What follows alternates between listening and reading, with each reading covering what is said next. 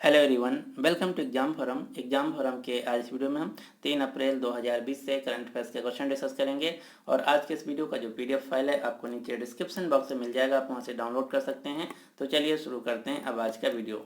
आज का पहला क्वेश्चन है, हाल ही में सुंदरम होम फाइनेंस कंपनी के नए प्रबंध निदेशक के रूप में किसे नियुक्त किया गया है। सुंदरम होम फाइनेंस कंपनी जो कि एक प्राइवेट फाइनेंस कंपनी है, इसके नए प्रबंध निदेशक नए एमडी के रूप में नियुक्त किया गया है लक्ष्मी नारायण दुर्ईस्वामी को, यानी कि इस क्वेश्चन का सही आंसर है सी। आप ये जो फोटो में देख रहे हैं ये हैं Sundaram home finance limited company के नए प्रबंध निदेशक Lakshmi Narayan दुर्ईस्वामी।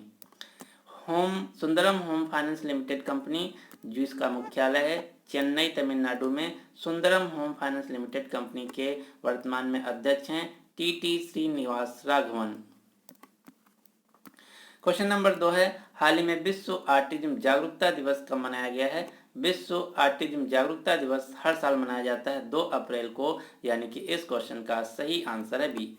World autism awareness day, विश्व ऑटिज्म जागरूकता दिवस 2020 का थीम था, विषय था the transition to adulthood. The transition to adulthood 2020 के विश्व ऑटिज्म जागरूकता दिवस का थीम था, विषय था। अब हम जान लेते हैं कि ऑटिज्म क्या होता है। ऑटिज्म एक प्रकार की बीमारी होती है, मस्तिष्क से रिलेटेड बीमारी होती है जो कि तंत्रिका तंत्र यानी कि मस्तिष्क को प्रभावित करता है।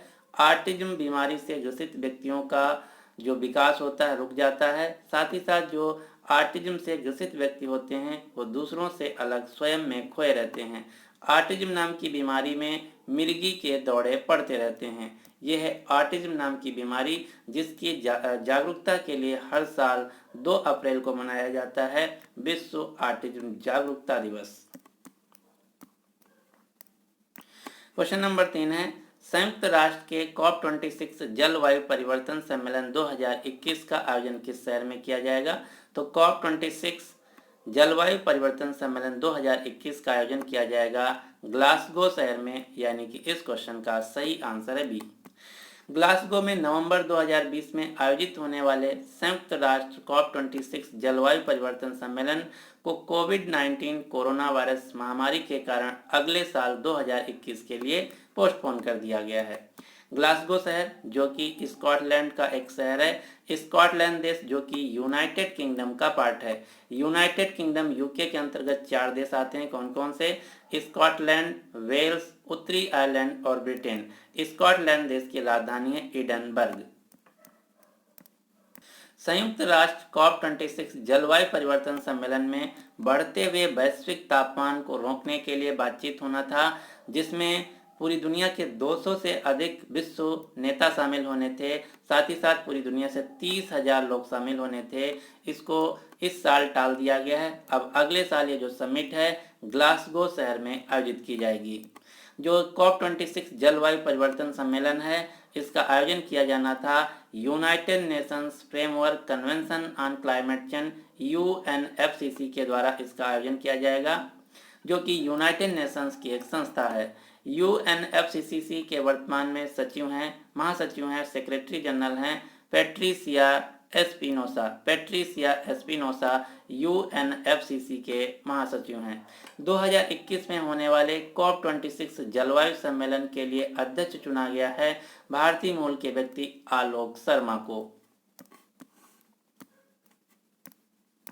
क्वेश्चन नंबर 4 है, हाल ही में कोविड-19 से जुड़ी शिकायतों पर निगरानी रखने के लिए राष्ट्रीय निगरानी डैशबोर्ड किसके द्वारा लॉन्च किया गया है। तो राष्ट्रीय निगरानी डैशबोर्ड जो कि एक वेबसाइट है, इसको लॉन्च किया गया जितेंद्र सिंह के द्वारा, यानी कि इस क्वेश्चन का सही आंसर है सी। इस वेबसाइट पर क्वारंटीन इकाइयां, लॉकडाउन का पालन न करने संबंधी शिकायतें, आवश्यक आपूर्ति से संबंधित शिकायतें, जांच संबंधी शिकायतें, ऋणों पर ब्याज पुनर्भुगतान का पुनर्निर्धारण, विदेशों से लोगों को निकालने के अनुरोध आदि शिकायतें संबंधित जो मामले हैं रजिस्टर किए जाएंगे।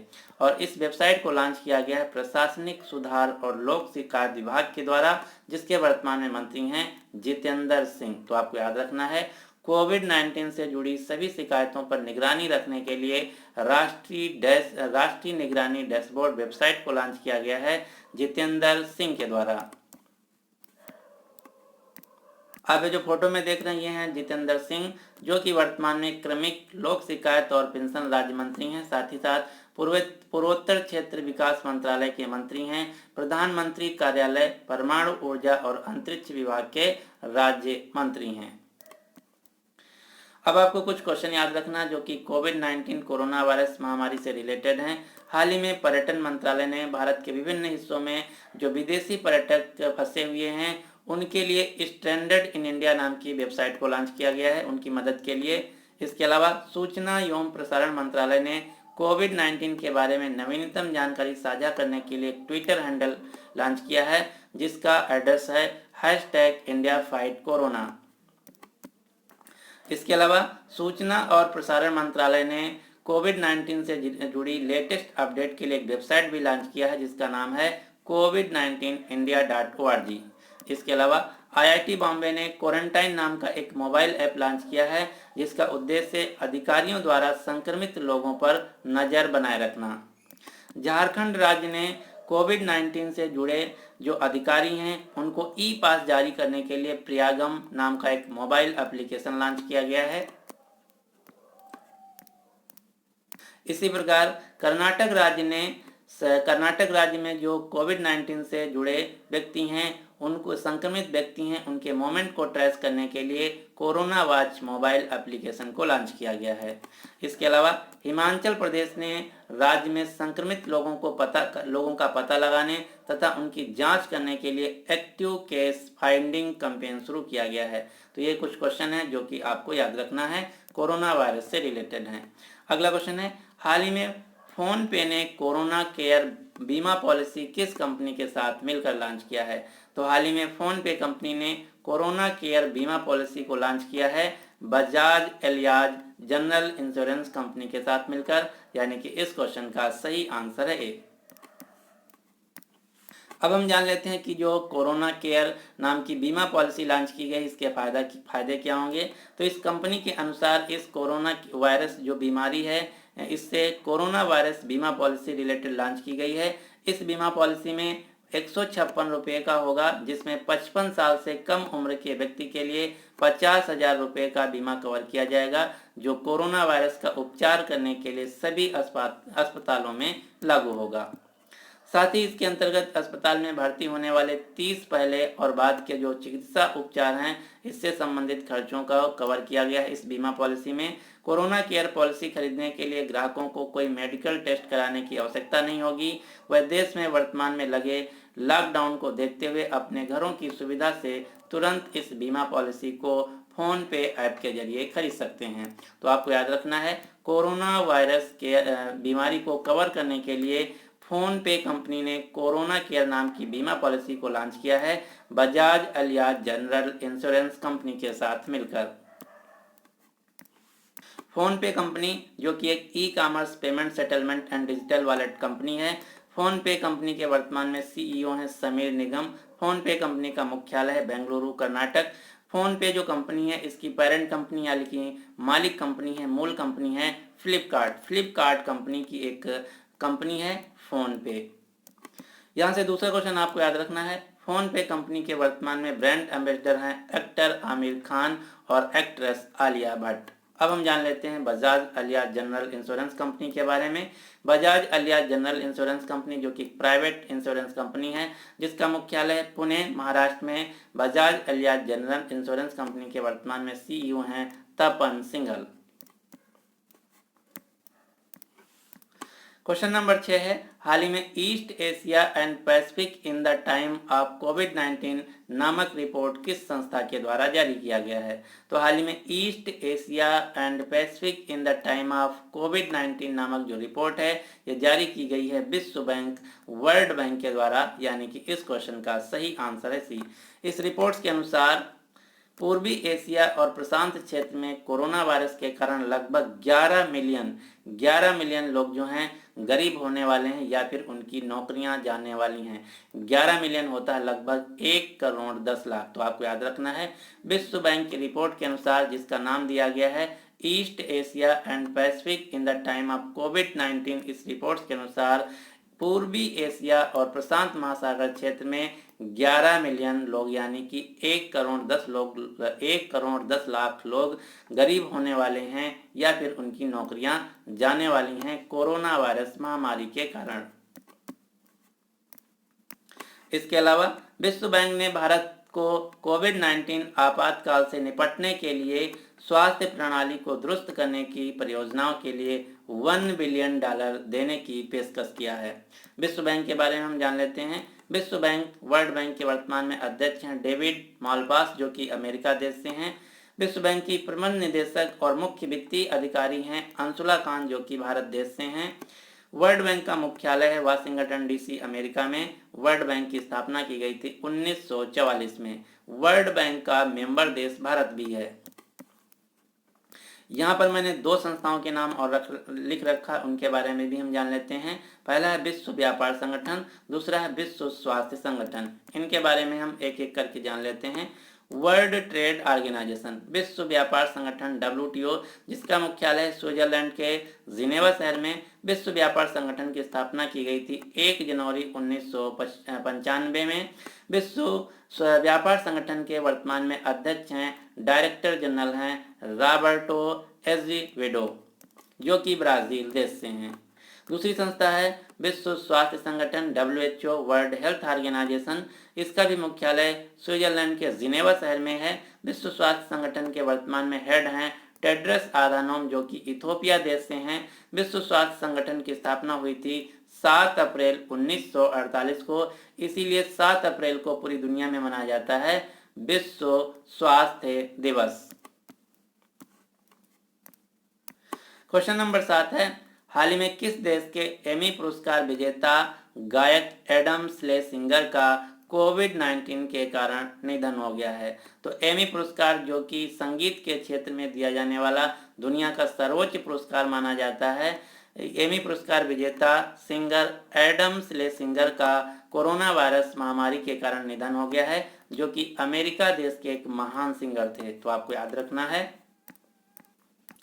एडम स्लेसिंगर, जो कि अमेरिका देश के एक सिंगर थे, इनका हाल ही में कोरोना वायरस महामारी के कारण निधन हो गया है। इसके अलावा पद्मश्री से सम्मानित और स्वर्ण मंदिर, जो कि अमृतसर पंजाब में स्थित है, के पूर्व हुजूरी रागी भाई निर्मल सिंह का भी कोरोना वायरस के कारण निधन हो गया है। भाई निर्मल सिंह, जो कि स्वर्ण मंदिर अमृतसर पंजाब के पूर्व हुजूरी रागी थे, इनका हाल ही में कोरोना वायरस महामारी के कारण निधन हो गया है।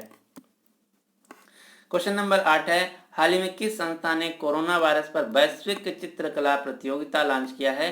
तो हाल ही में कोरोना वायरस महामारी पर वैश्विक चित्रकला प्रतियोगिता को लॉन्च किया गया है ICCR के द्वारा, यानी कि इस क्वेश्चन का सही आंसर है सी। ICCR, जिसका पूरा नाम है Indian council for cultural relation, भारतीय संस्कृति संबंध परिषद। जो वैश्विक चित्रकला प्रतियोगिता लॉन्च की गई है, इसका शीर्षक रखा गया है united against corona express through art. United against corona express through art नाम का एक शीर्षक के द्वारा वैश्विक चित्रकला प्रतियोगिता लॉन्च की गई है कोरोना वायरस पर ICCR, भारतीय संस्कृति संबंध परिषद के द्वारा। इस चित्रकला का उद्देश्य, ICCR का उद्देश्य है कि दुनिया के देशों के बीच सांस्कृतिक संबंध निर्मित करना। यह कोविड-19 के खिलाफ एकजुट सभी संस्कृतियों को एक साथ लाने का प्रयास है। अब हम जान लेते हैं इस संस्था के बारे में। ICCR, जिसका पूरा नाम है Indian council for cultural relation, भारतीय सांस्कृतिक संबंध परिषद, जिसका उद्देश्य है भारत के विदेशी सांस्कृतिक संबंधों से संबंधित नीतियों और कार्यक्रम को तैयार करना तथा अन्य देशों के बीच सांस्कृतिक संबंधों और पारस्परिक समझ को बढ़ावा करना, उसको मजबूत करना तथा अन्य देशों और लोगों के साथ भारतीय संस्कृति का आदान प्रदान करना।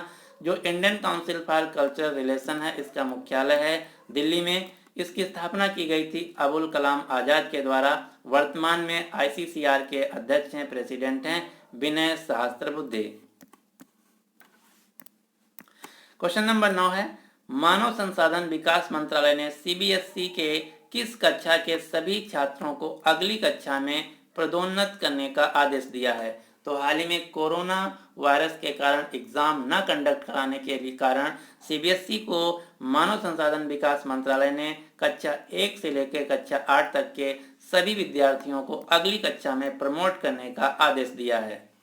मानव संसाधन विकास मंत्रालय के वर्तमान में मंत्री हैं रमेश पोखरियाल निशंक, जिनका लोकसभा चुनाव क्षेत्र है हरिद्वार उत्तराखंड। ये क्वेश्चन कई बार एग्जाम में पूछा जा चुका है कि जो रमेश पोखरियाल निशंक हैं इनका चुनावी क्षेत्र क्या है, तो इनकी कंस्टिट्यूंसी है हरिद्वार उत्तराखंड। सीबीएसई जिसका पूरा नाम है central board of secondary education, जिसकी वर्तमान में चेयरपर्सन है अनीता करवाल।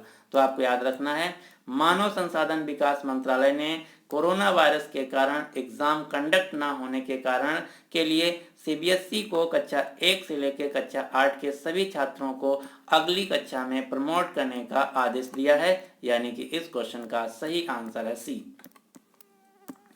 क्वेश्चन नंबर 10 है, हाल ही में काबुल में 25 मार्च को एक गुरुद्वारे पर हुए आतंकी हमले की जांच के लिए किस भारतीय एजेंसी को नॉमिनेट किया गया है। तो जो हाल ही में अफगानिस्तान की राजधानी काबुल में 25 मार्च को एक गुरुद्वारे पर आतंकी हमला हुआ था, जिसमें 27 लोगों की जान चली गई थी, इसकी जांच करने के लिए एक भारतीय एजेंसी को सौंपा गया है। इस भारतीय एजेंसी का नाम है एनआईए, यानी कि इस क्वेश्चन का सही आंसर है बी। एनआईए जो 25 मार्च को काबुल में आतंकी हमला हुआ था, जिसकी जिम्मेदारी आईएसआईएस संगठन ने लिया था, इसकी जो जांच है तहकीकात है वो भारतीय एजेंसी एनआईए करेगा। अब ये जो क्वेश्चन है मोस्ट इंपॉर्टेंट है, क्योंकि ऐसा पहली बार हो रहा है एनआईए विदेश में हुए किसी आतंकी हमले की जांच करने जा रहा है। तो ये क्वेश्चन मोस्ट इंपॉर्टेंट है। ऐसा पहली बार हो रहा है भारत के इतिहास में कि किसी विदेशी धरती पर हुए आतंकी हमले को भारत की एक एजेंसी जांच करने जा रही है, जिसका नाम है एनआईए। अब हम जान लेते हैं कि एनआईए क्या है। इस साल एक एनआईए एक्ट में बदलाव किया गया था। उस बदलाव में ये बताया गया था कि एनआईए एक्ट में बदलाव के बाद एनआईए जो है किसी भी विदेशी आतंकी मामले की जांच कर सकती है जिसमें भारतीय हित प्रभावित हुए हों। एनआईए जिसका पूरा नाम है नेशनल इन्वेस्टिगेशन एजेंसी, राष्ट्रीय जांच एजेंसी, जो कि भारत में आतंकवाद के खिलाफ लड़ाई लड़ने के लिए और आतंकवाद की जांच के लिए एक प्रमुख एजेंसी है। एनआईए को यहाँ तक इतना अधिकार प्राप्त है कि किसी भी राज्य में विशेष अनुमति के बिना उस राज्य में आतंक संबंधी अपराधों को निपटने में सशक्त है। यानी कि अगर किसी राज्य में कोई आतंकी हमला हो जाता है और वह राज्य एनआईए को इंटर करने का आदेश नहीं देता है, फिर भी एनआईए उस राज्य में इंटर कर सकता है और उस आतंकी हमले की जांच कर सकता है। मेनली यहाँ से क्वेश्चन पूछा जाता है कि जो एनआईए है राष्ट्रीय जांच एजेंसी है, ये किस प्रकार की जांच एजेंसी है। तो एक आतंकवाद संबंधी जांच एजेंसी है, जिसके वर्तमान में डायरेक्टर जनरल हैं वाईसी मोदी। एनआईए की स्थापना हुई थी 2009 में, जब मुंबई के हमले हुए थे 2008 में। उसके बाद एनआईए का गठन किया गया था 2009 में। एनआईए का मुख्यालय है नई दिल्ली में। तो ये थे आज के करंट अफेयर्स के क्वेश्चन। अब आपके लिए क्वेश्चन क्या है कि हाल ही में किस अंतरिक्ष एजेंसी ने सनराइज मिशन लॉन्च किया है। तो इस क्वेश्चन का जो सही आंसर है आपको नीचे कमेंट बॉक्स में बताना होगा। अगर आपको वीडियो पसंद आता है तो प्लीज़ इस वीडियो को लाइक कीजिए और अपने सभी दोस्तों के साथ जो किसी भी एग्जाम की तैयारी कर रहे हैं उनके साथ इस वीडियो को शेयर जरूर कीजिए। अगर आप इसी प्रकार से हमारा डेली करंट अफेयर्स का वीडियो देखना चाहते हैं तो आप हमारे चैनल को सब्सक्राइब करके नोटिफिकेशन बेल को ऑन कर लीजिए, ताकि आपको डेली मॉर्निंग में करंट अफेयर्स का वीडियो मिलता रहे। So finally thanks for watching exam forum.